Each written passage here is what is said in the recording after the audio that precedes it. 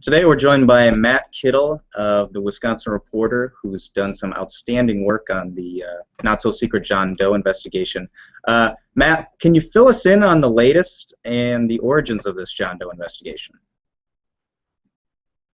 Well, a lot of sources are telling us, sources who are close to this super-secret probe, telling us that this is nothing more than a political witch hunt, basically, targeting conservative organizations. We find out this week that the investigation, as reported earlier, has spread to multiple counties, including Iowa County in southwest Wisconsin and in Columbia County, where at least 3 subpoenas have been issued.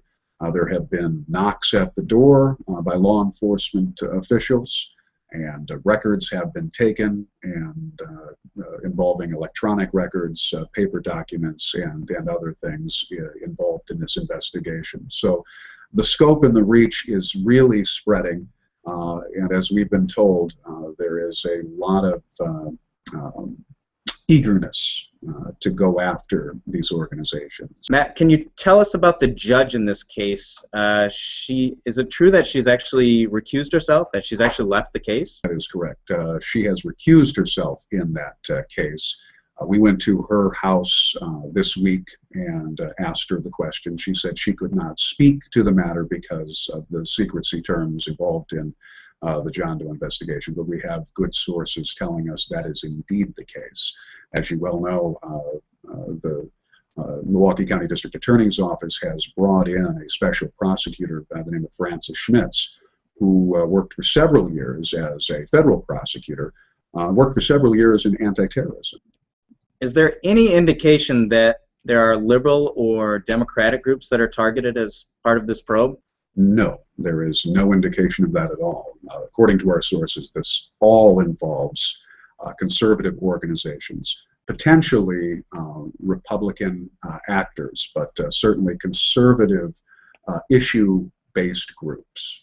Matt, John Does are supposed to be secret, but this one appears to be leaking like a sieve. We're not the only ones out there. You know, the Milwaukee Journal-Sentinel broke the story a week or so ago, and they had mentioned as much that this investigation had spread to several counties.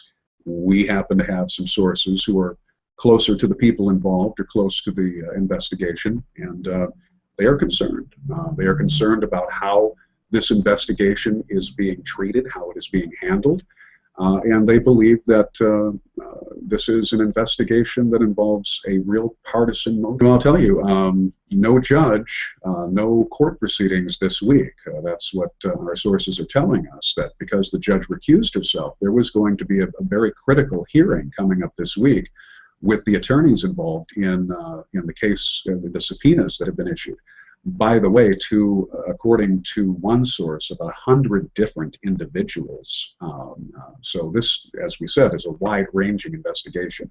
As far as the timeline is concerned, it seems to me very much open-ended. But again, this week, some critical business was to take place, but could not. Thanks a lot for joining us, Matt. We really appreciate it. Exclusive content, insightful analysis. Join the conservatives at RightWisconsin.com.